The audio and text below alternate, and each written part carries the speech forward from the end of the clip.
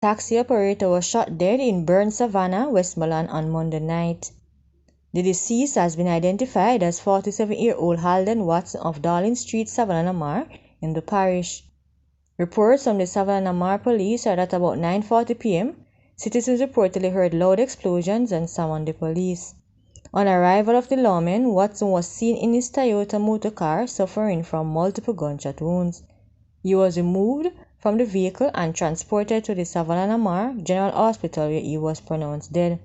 Investigations continue. A 66-year-old farmer from Albion Mountain in St. Mary has been charged with rape and grievous assault after he allegedly sexually assaulted a 7-year-old girl.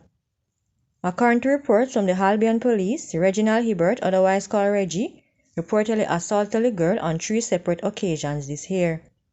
A report was made to the police and an investigation launched. Hibbert was later arrested and charged.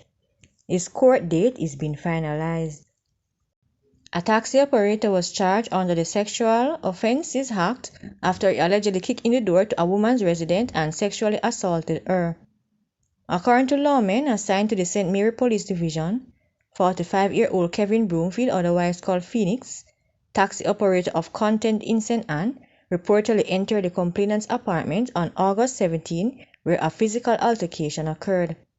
The victim was reportedly hit in the face multiple times and lost consciousness.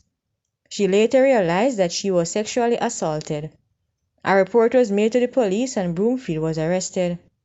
Broomfield was charged with rape, burglary, and assault occasioning bodily harm. He was subsequently charged after a question and answer session. His court date is being finalized.